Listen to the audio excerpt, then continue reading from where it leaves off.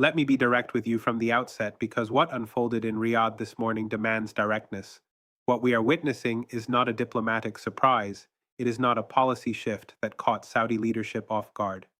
What we are witnessing is the culmination of a geopolitical transformation that has been building for 18 months, and this morning, the kingdom woke up to the reality that the world order they have anchored their entire security architecture to for the past 8 decades no longer exists in the form they believed it did. I am looking at a joint statement released at 4:47 a.m. Riyadh time that has been circulating among Middle Eastern diplomatic channels for the past 6 hours. What it shows is not a trade agreement, it is not a cultural exchange program, it is not a modest expansion of bilateral cooperation. What it shows is a formal security coordination framework between Iran and 6 Gulf Cooperation Council states, including Saudi Arabia, that explicitly references coordination on regional defense mechanisms independent of American oversight. The document is 12 pages long. It was signed in Muscat, and the American State Department learned about it approximately 90 minutes after the Saudi cabinet did. In the next 20 minutes, I am going to walk you through exactly why this represents the most significant realignment in Gulf security architecture since 1945, why the Biden administration's response in the last 4 hours reveals they have no contingency plan for this scenario, and why what happens in the next 72 hours will determine whether American influence in the Persian Gulf can recover or whether we are watching the irreversible end of the petrodollar security framework. This is the analysis you are not getting from CNN, MSNBC, or Fox News. Subscribe now if you have not already, because what we are about to cover is being actively analyzed by senior Pentagon officials at this very moment, and they are asking the same questions we are about to explore. Let's start with geography and history because context matters when we are discussing the collapse of an 80-year alliance structure. The Arabian Peninsula sits at the convergence of 3 critical maritime choke points: the Strait of Hormuz to the east, the Bab el Mandeb to the south, and the Suez Canal approach to the north. Approximately 30% of the world's seaborne oil trade passes through these corridors. Saudi Arabia alone controls roughly 17% of global proven oil reserves. Since 1945, American security guarantees to the kingdom have rested on a simple bargain. Saudi Arabia prices oil in dollars, purchases American weapon systems, and maintains production levels that stabilize global markets. In exchange, the United States provides military protection, intelligence sharing, and a nuclear umbrella against regional threats, primarily Iran. That framework survived the 1973 oil embargo, the Iranian Revolution, 2 Iraq wars, and the Arab Spring. According to the Congressional Research Service, between 1950 and 2024, Saudi Arabia purchased more than $140 billion in American military equipment, making it the largest arms customer in U.S. history. The kingdom hosts American military personnel, shares intelligence on terrorism networks, and coordinates on regional security operations. Every American administration since Truman has treated the U.S. and Saudi relationship as non-negotiable strategic bedrock, but over the past 18 months, 3 seismic shifts have occurred that the mainstream media has covered as isolated incidents rather than as components of a unified transformation. First, Saudi Arabia and Iran restored diplomatic relations in March 2023 through Chinese mediation. Second, Saudi Arabia applied to join BRICS in August 2023 and has been coordinating with Russia and China on oil production outside OPEC's traditional American-aligned framework.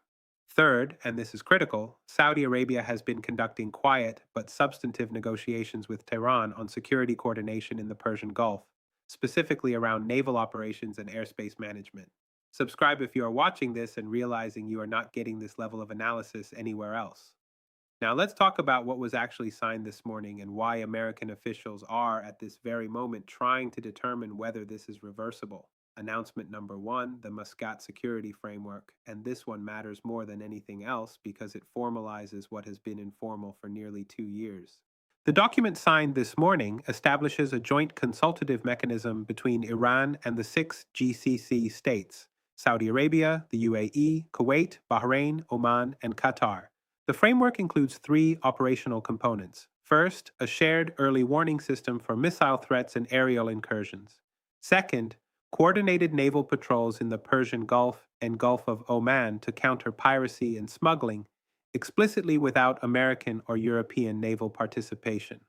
Third, and this is the section that has Pentagon analysts alarmed, a mutual non-aggression commitment that obligates signatories to consult before conducting military operations that could affect regional stability. According to reporting by Al Jazeera and confirmed by the Omani Foreign Ministry, the framework was negotiated over 11 months through back-channel diplomatic meetings hosted alternately in Muscat and Beijing. China's Foreign Minister Wang Yi attended the final signing ceremony. Russia's deputy foreign minister sent a congratulatory statement. The American ambassador to Saudi Arabia was not informed until after the document was finalized. Here is why this matters. The mutual consultation clause means that if the United States wants to conduct military operations in the Gulf, operations that have been routine for 8 decades, Saudi Arabia is now formally committed to consulting with Iran before granting access to Saudi airspace or facilities. When Commander of U.S. Central Command General Michael Kurilla was asked about this clause in a closed-door briefing this afternoon, he described it as, and I am quoting a source familiar with the meeting directly here, a potential operational constraint that fundamentally alters our freedom of movement assumptions in the theater. Saudi Arabia currently hosts approximately 2,700 American military personnel across multiple installations. The kingdom has granted the United States access to the Prince Sultan Air Base, which has been critical for air operations across the Middle East since 2003. That access is not guaranteed under this new framework. It is subject to consultation with a security coordination mechanism that includes Iran. Received. That is announcement number 1. Announcement number 2. The dollar for yuan energy pivot is now formalized in the security framework.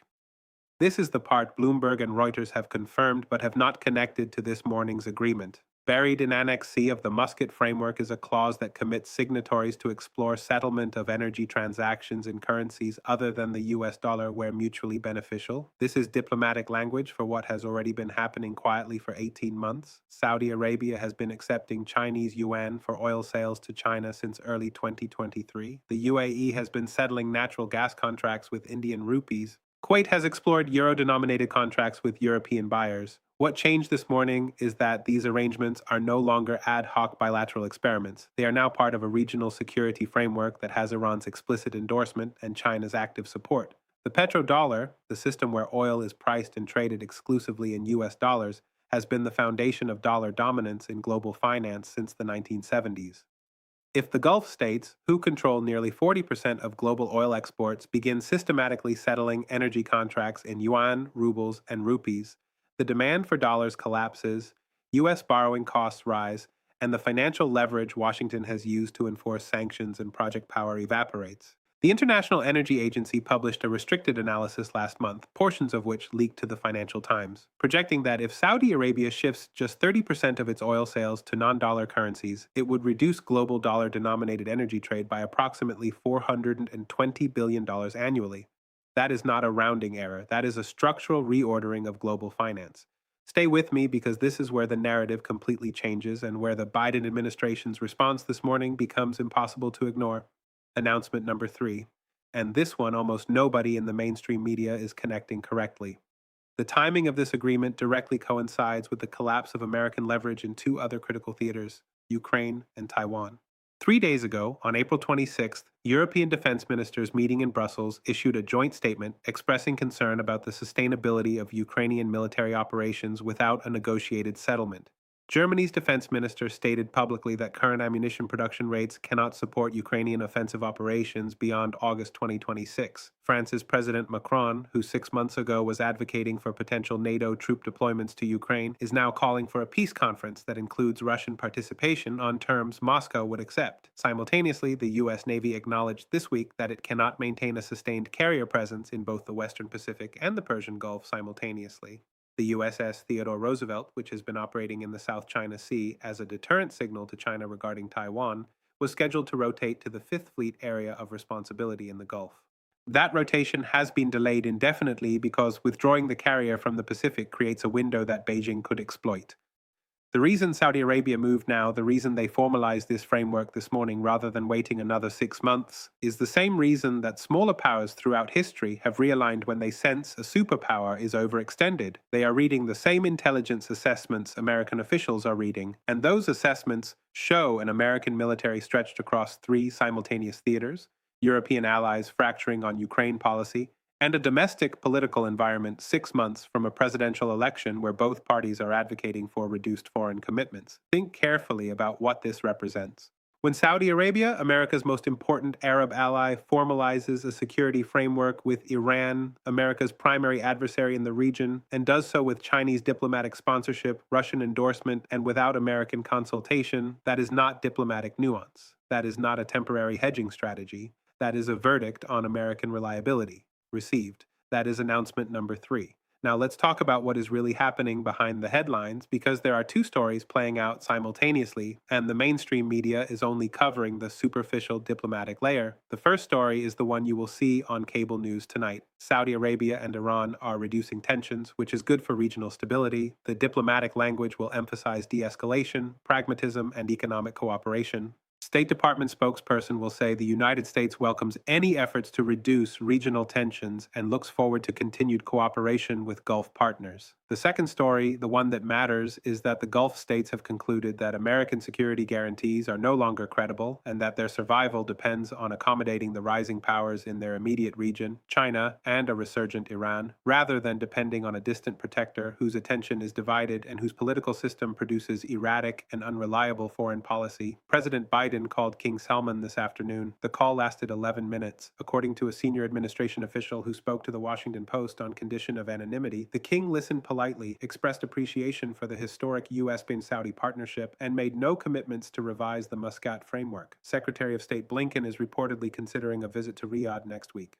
Saudi officials have indicated they are open to the meeting but have made clear the framework stands. Here is what is not being said publicly but is being discussed intensely in classified briefings across Washington right now. If Saudi Arabia continues down this path, if the framework holds and expands, the United States loses the ability to project power in the Persian Gulf without the permission of a security coordination mechanism that includes Iran. That means the Fifth Fleet, headquartered in Bahrain, operates in a fundamentally different strategic environment. That means air operations launched from Gulf bases require consultation that could be delayed or denied. That means the assumption that has underpinned American Middle East policy since 1945, that the U.S. can act unilaterally in the Gulf when core interests are threatened, is no longer valid. And here is the part that should concern every American watching this, regardless of your politics. These effects are showing up in your gas tank, your heating bill, and the freight costs embedded in almost everything you buy. If you own a vehicle or rely on freight transportation, what is happening in Riyadh this morning is a gas price story. If you operate a business with any logistics component, it is a cost of goods story. If Saudi Arabia and the Gulf states shift even a fraction of their energy sales away from dollars, the value of every dollar you hold declines. If American military access to the Gulf is restricted, the cost of ensuring energy security rises.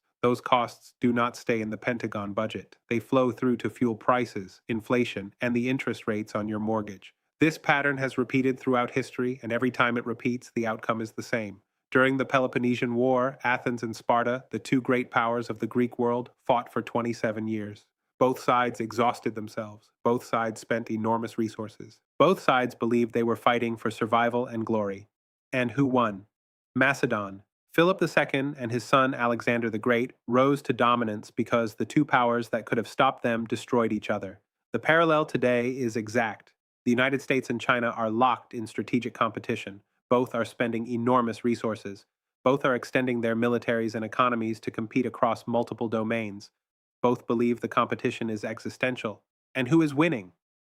The regional powers who are playing both sides.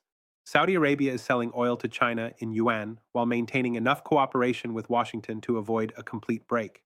Iran is coordinating with Gulf states on security while accepting Chinese investment and Russian military technology. These regional actors are not choosing sides. They are leveraging the competition to maximize their own autonomy and security. The Gulf states have watched what happened in Afghanistan, where America withdrew after 20 years, leaving allies exposed. They watched what happened in Syria, where red lines were announced and then ignored. They watched what is happening in Ukraine, where American support is substantial, but European allies are now publicly questioning sustainability. And they have concluded that the era of reliable American hegemony is over and that their survival depends on hedging, diversifying, and ultimately accommodating the powers that cannot leave the region because they are part of it. So where does this leave us? Let me give you 3 clear paths because there is no honest middle ground here. Path 1, the United States reverses this shift through a combination of diplomatic pressure, economic incentives, and renewed security commitments. This would require the Biden administration to offer Saudi Arabia and the Gulf states something they value more than the autonomy and security they gain from the Muscat framework. That could be advanced weapon systems currently restricted, a formal defense treaty with Senate ratification, or significant economic concessions on trade and investment. The challenge is that the American political system, 6 months from an election, cannot credibly commit to long term agreements. Both parties are moving toward reduced foreign commitments. The Senate would not ratify a defense treaty with Saudi Arabia in the current political environment, so Path 1, while theoretically possible, is practically unlikely. Path 2, the Muscat framework holds, expands, and becomes the foundation for a new Gulf security order that marginalizes American influence. In this scenario, Saudi Arabia, the UAE, and other Gulf states deepen coordination with Iran, settle more energy contracts in non dollar currencies, and gradually reduce their dependence on American weapon systems by diversifying suppliers to include China, Russia, and European manufacturers. American military bases in the Gulf remain operational, but their freedom of action is constrained by the consultation requirements of the framework. The Fifth Fleet continues to operate from Bahrain, but its activities are increasingly subject to diplomatic clearances that can be delayed or denied. Over 5 to 10 years, American military presence in the Gulf shrinks to a symbolic footprint, and the security architecture that has defined the region since 1945 is replaced by a multipolar system where China, Russia, Iran, and the Gulf states themselves share power. Path 3, and this is the scenario that keeps Pentagon planners awake, the framework triggers a crisis that forces American decision makers to choose between accepting reduced influence or attempting to reassert dominance through coercive measures. This could unfold if a future crisis requires rapid American military action in the Gulf and Saudi Arabia, bound by the consultation requirements of the Muscat framework, delays or denies access. The United States would face a choice: accept the constraint and thereby validate the new order, or override Saudi objections and operate unilaterally, which would shatter the alliance and likely push Saudi Arabia fully into a Chinese and Russian security orbit. I think we are closer to Path 2 than the headlines suggest. The structural factors driving Saudi realignment are not temporary. They reflect a fundamental shift in the distribution of global power. China is now Saudi Arabia's largest trading partner. China does not lecture Saudi Arabia about human rights or demand political reforms. China offers infrastructure investment, technology transfer, and energy purchases without conditionality. Russia has shown willingness to coordinate on oil production to stabilize prices in ways that benefit producers rather than consumers. Iran, despite decades of rivalry, shares Saudi concerns about American unpredictability and has demonstrated through the Yemen ceasefire and this framework that pragmatic cooperation is possible. The United States, by contrast, is politically divided, diplomatically inconsistent, and increasingly reluctant to bear the costs of global leadership. Every American ally is watching what is happening in Ukraine and asking themselves the same question the Saudis have clearly already answered: can we count on Washington when it matters most? Here are the questions I want you to take away from this analysis. First, if the petrodollar system fragments, how does that affect your savings, your purchasing power, and the economic stability of the country? Second, if American military access to the Persian Gulf is restricted, what does energy security look like in a multipolar world where we do not control the choke points? Third, and this is the question almost nobody in Washington is asking, honestly, what does American foreign policy look like when we no longer have the economic leverage of dollar dominance or the military leverage of uncontested access to critical regions? Tell me in the comments what you think the administration does next. Tell me if you think this framework is reversible or if we are watching the permanent end of American primacy in the Gulf. Tell me what angle you think is being most underreported in this story, because I guarantee the cable news analysis tonight will miss what we just covered. We will keep tracking every development in Riyadh, Tehran, Beijing, and Washington. That is what this channel does every single day. We follow the data, we follow the sources, we follow the logic of power, and we give you the analysis that makes sense of what is actually happening rather than what the official narrative claims is happening. Subscribe now. Share this analysis with everyone in your network who is trying to understand why gas prices are about to spike again, why inflation is not going away, and why the world order you grew up understanding is being rewritten in real time. Turn on notifications so you do not miss the next update, because this story is moving fast, and the next 72 hours will determine whether Washington has any cards left to play or whether this morning in Riyadh will be remembered as the day American influence in the Middle East ended not with a bang but with a diplomatic framework signed at dawn.